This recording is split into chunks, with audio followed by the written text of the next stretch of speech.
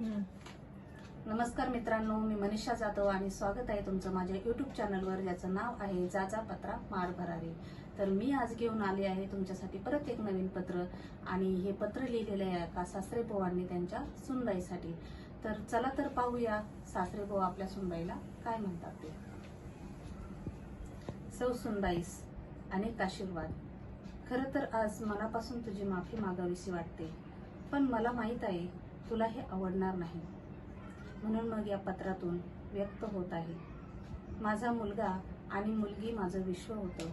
ती दोघंच माझ्या म्हातारपणाचा आधार आहेत असं मला नेहमी वाटायचं, आणि म्हणूनच माझी सगळी संपत्ती मी लवकरच त्या दोघांमध्ये वाटून टाकली.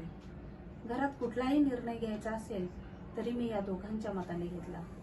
तुला मात्र मी नेहमी गृहीत धरले.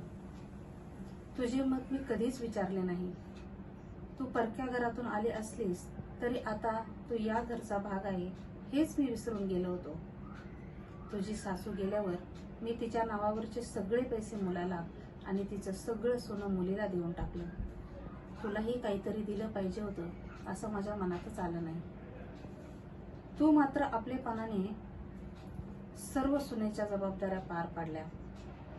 हो, कधी कधी चिडचिड करतेस, पण कर्तव्य कधी विसरले नाहीस.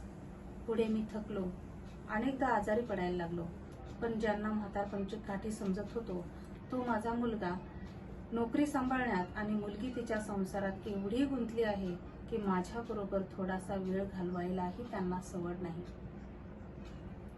तू मात्र मला काय हवं काय नको याची व्यवस्थित काळजी घेतेस.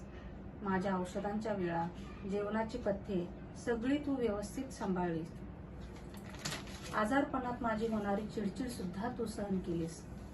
मला भेटायला येणाऱ्या प्रत्येक व्यक्तीचं आदरातिथ्य मोठ्या आनंदाने केलंस. तू एक दिवस जरी माहेरी गेलीस तरी सगळं घर अस्ताव्यस्त होतं. एवढी तुझी सगळ्यांना सवय झाली आहे.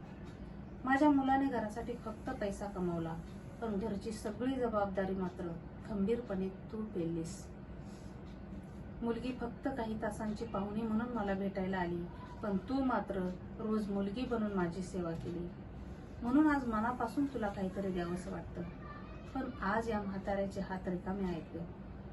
म्हणून मनात असून सुद्धा मी तुला काहीही देऊ शकत नाही, पण माझे आशीर्वाद मात्र कायम तुझ्या पाठीशी आहेत. खूप सुखात राहा. आजपासून तू माझी सून नाही, मुलगी आहेस. तळावे, तुझे बाबा.